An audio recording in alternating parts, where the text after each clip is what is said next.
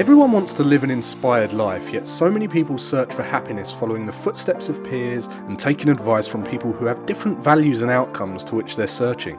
There are people born into wealth, graduated from the best universities in the world, and there are people who have none of that and yet are living extraordinary lives full of fulfillment and reward.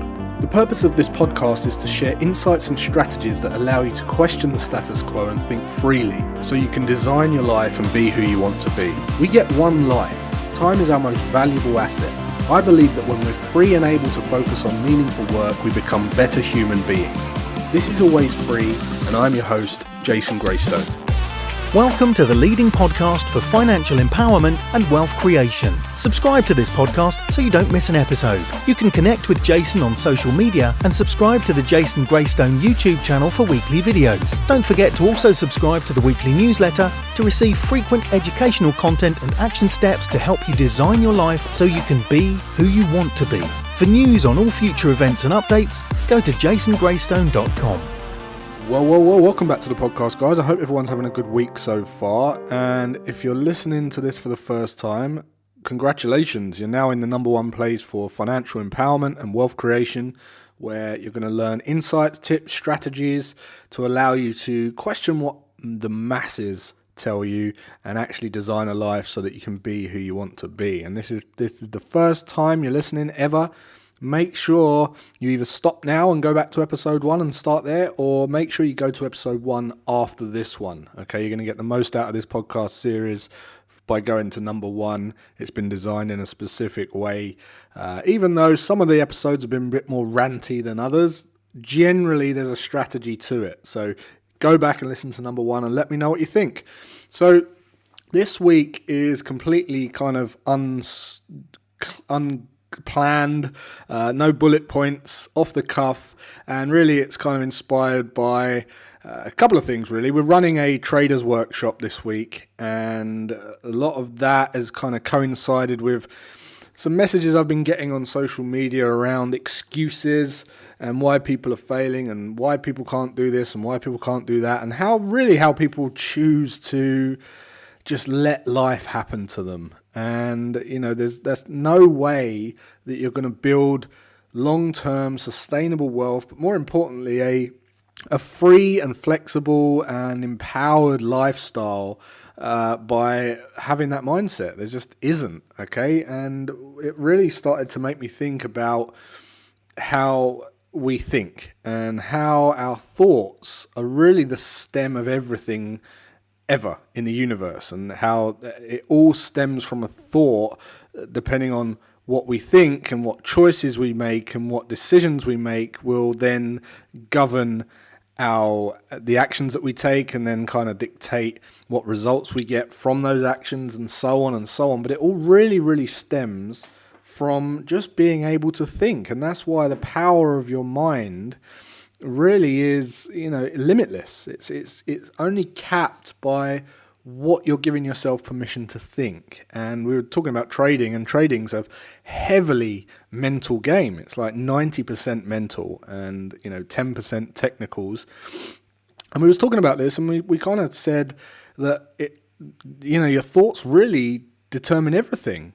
So write that down. Thoughts determine everything. So I want to talk about thoughts, and I'm going to share with you a little story, personal story that I've never ever shared before publicly. And I kind of want to talk about how thoughts can really put you in one place or another. Now, first of all, there's a great book called The Science of Getting Rich by Wallace D. Wattles. And in that book, he talks about, in fact, I'll read a quote. There's a quote from that book, and he says, "There is a thinking stuff from which all things are made, and which in its original state permeates and penetrates the interspaces of the universe. A thought in this substance produces the thing that is imaged by the thought. Man or woman can form things in their thought, and by impressing their thought upon formless substance can cause the thing they think about to be created." And what you need to understand is that success is already in you. Okay, people who have success, they don't think, oh, there's not going to be enough for me. There's not going to be enough money. There's not going to be enough land. There's not going to be enough gold. There's not going to be enough of relationships, enough men, enough women. They're successful because they're just focusing on the day at hand and chipping away. And then, like, a great example is Mark Zuckerberg. When Mark Zuckerberg started Facebook, he was in his dormitory at university. And he wasn't sitting there thinking, oh, there won't be enough money for me if I want to take this business to where I want to take it. All he was thinking about was the day after, and then the next day, and then the next day, and then just keep smashing it, because eventually he starts providing value. The currency that's already circulating around the world starts being drawn to him. And then he's just accumulating more and more and more because he's providing more and more value. And he's not thinking ever, oh, there's not enough for me if I want to take this business to that level. There's not enough money to go around. There's not this, there's not that. He's not thinking that. Same with Ben Francis. Ben Francis, who owns Gymshark, this week it was announced that Gymshark had a valuation of over £1 billion. And he posted on his social media, he said, I never ever thought I would post this, but Gymshark is a £1 billion plus company. And of course he didn't think that, because when he was ironing in labels into shirts in his mum's kitchen when he started, he was just thinking about how he was going to take it to the next level. He was never thinking there isn't enough for me to go around. Okay, and it was always just the thought of being able to believe that you could do something that took him to where he goes. And who knows what's in store for him? It'll become a global brand. It could be it could be 100 billion company one day. Who knows? It could be Nike. It could be Nike. So it really started, I was having a few conversations with people about thoughts and how it really dictates everything in your life. And we was talking about success. And the thing with success is people seem to think it's this external thing that they're going to put a backpack on and grab a walking stick and they're going to go on this hunt for their success. Okay, I just need to find that thing that, that's my success. And although, externally and in the future, that might be where your goals are and that might be where your dreams are and it might be your financial destiny, but it's not your success. Your success is already in you and it comes from the thought of going, I'm going to go after it. I can do it, right? I'm going to give myself permission to go and do it.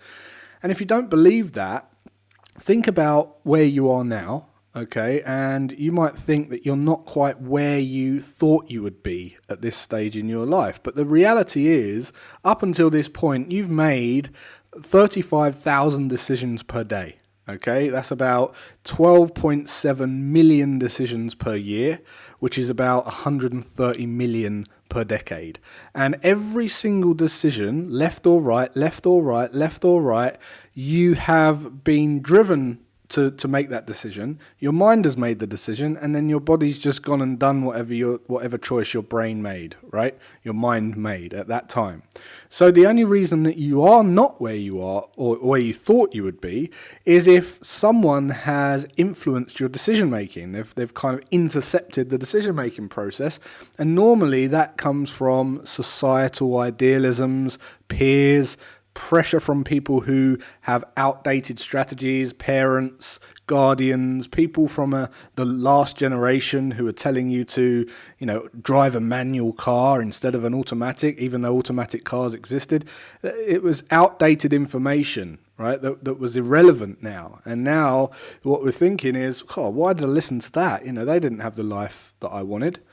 And it just comes from having the thought and then making the right choices. So the choice process is the next thing. And the only reason you're making different choices and you're not where you thought you wanted to be is because your choices have been influenced, or the thing that where you thought you would be isn't really what you truly wanted. And nature has taken its course and pulled you to where you need to be. So if you find yourself making excuses of not being where you think you should be, you should listen to those excuses, because sometimes they're just, you make excuses because you don't actually want to be the thing that you think you should be. And you're just looking up to someone else and trying to be that. So listen to the excuses. What is the excuse? Because if the excuse is, I don't have enough time because I have to work, then you value work. Or I don't have enough time because I've got to go to the gym at that time, then you value the gym. Or I don't have enough time because I've got to look after the kids and the family, well, then you value the family. So listen to that and be guided towards that, because stop chasing things that you don't really want and see how you can go towards things that you do really want and maybe monetize that if it's a financial goal that you're after. So we was talking about excuses this week quite a bit, and I shared a story. I'm going to share a story here publicly for the first time ever. And essentially it's about me when I was growing up, because a lot of people say to me that, oh yeah, it's okay for you, you're successful, you've got this, you've got that, you've got a social following, you've got this business, that business, you're a trader, investor, you speak on stages, you're a speaker, and what they don't see is the fact that where I am had nothing to do with any physical or external influence. What it had to do with was my thoughts. And my thoughts then turned into choices and decisions, and then my decisions turned into actions. So I'll tell you a story. I grew up from ages 0 to 5, or 1 to 5, I grew up on a little place called Edinburgh Court, okay? And it's on a place called Grand Drive in Merton. And it was just me and my mum that lived there, because my real dad, or my blood dad, he was gone by the time I was 2, and he was getting other women pregnant and all the rest of it. It was a bit of bad news, and he was a bit of a cardboard gangster, okay?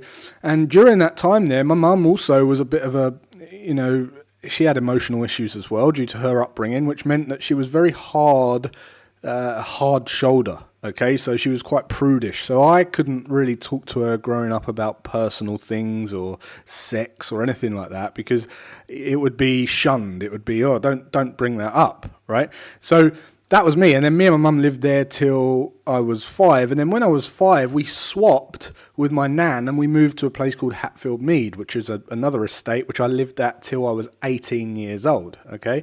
Now, up until then, I remember the electricity going, because we couldn't afford to pay the electricity, and the bailiffs knocking at the door, and I was sitting in a dark corridor outside the bathroom and all this kind of stuff, right?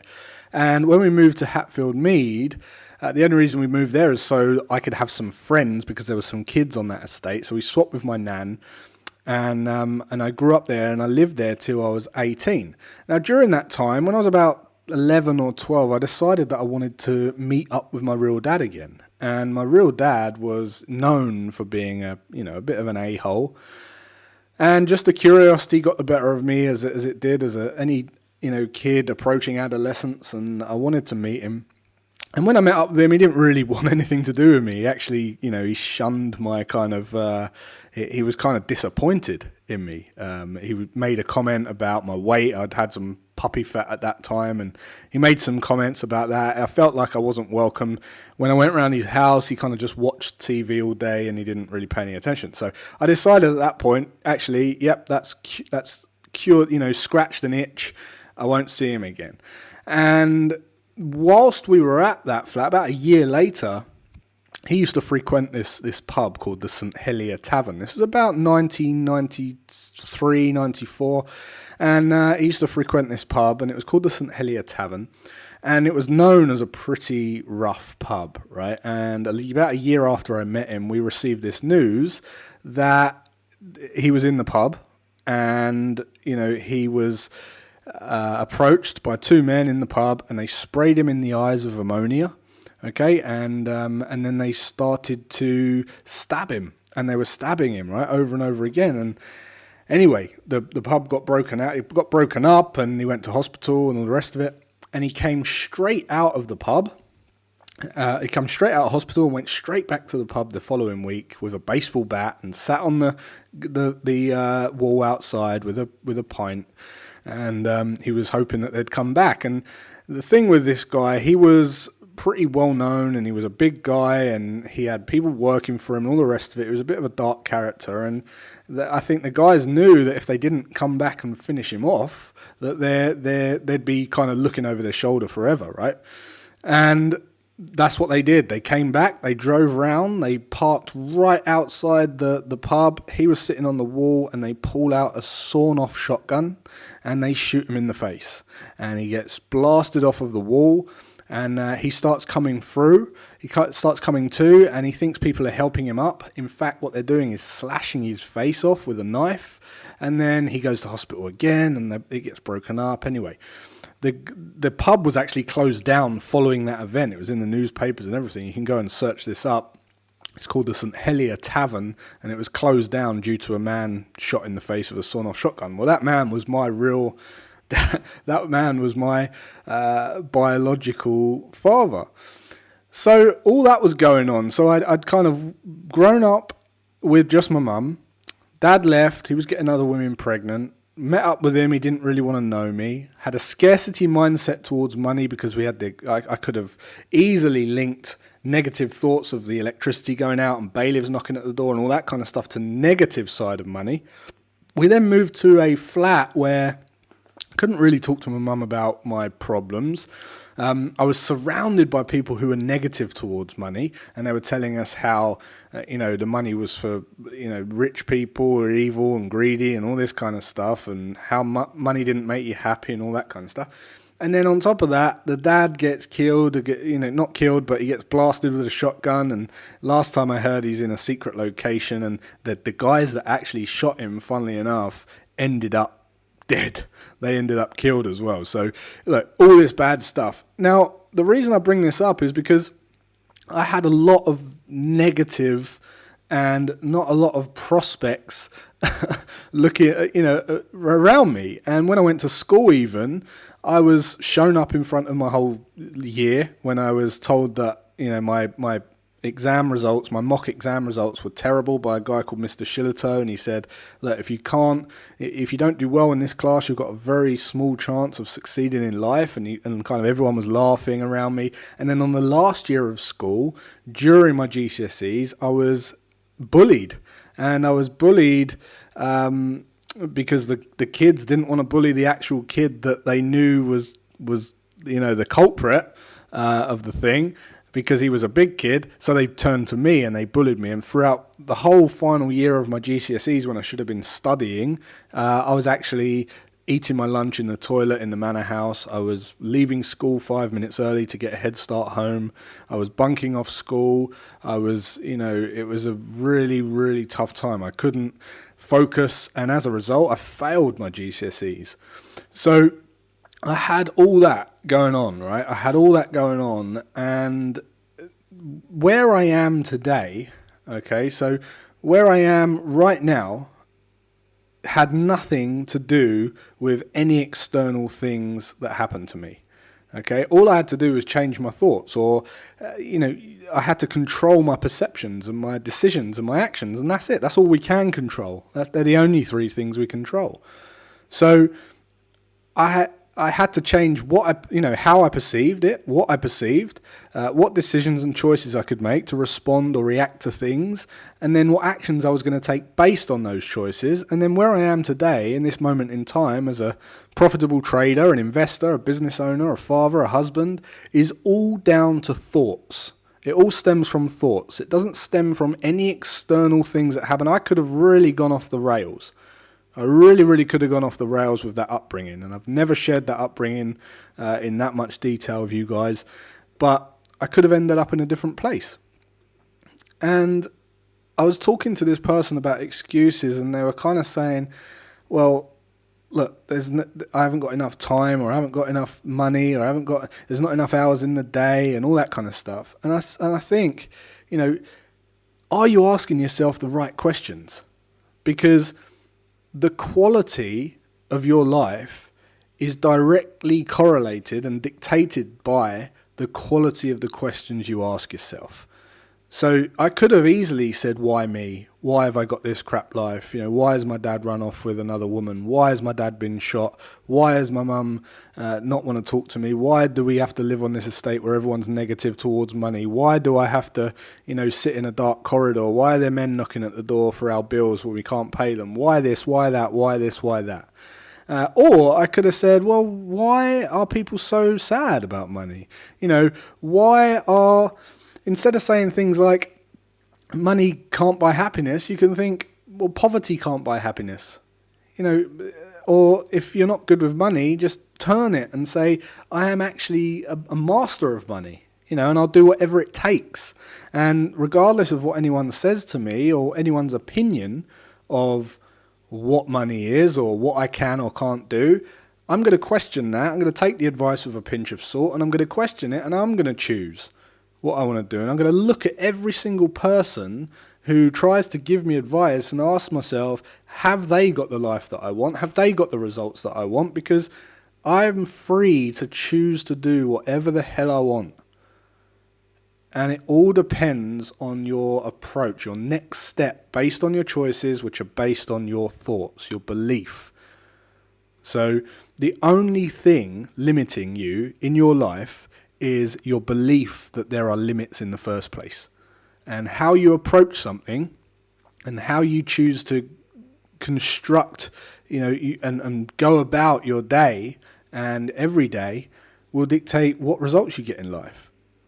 But it has to come from your thought and your belief in yourself and a decision to give yourself permission to go after it and do what you want to do.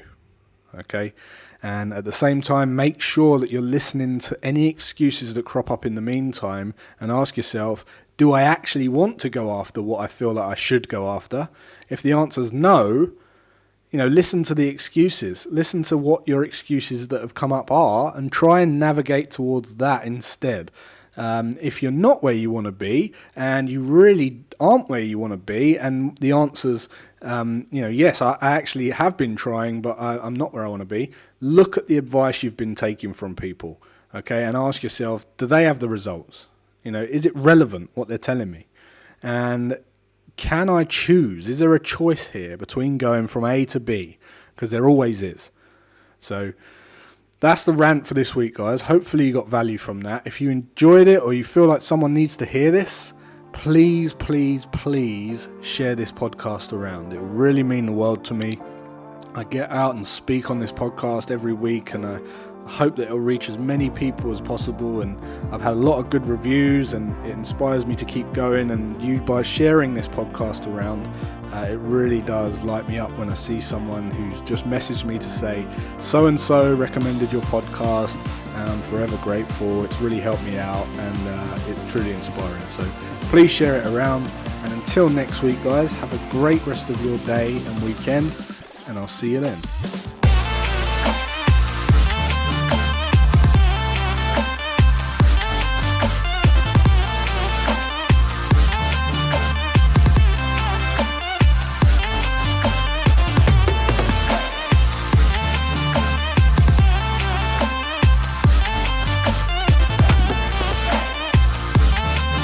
For news on all future events and updates, go to jasongraystone.com.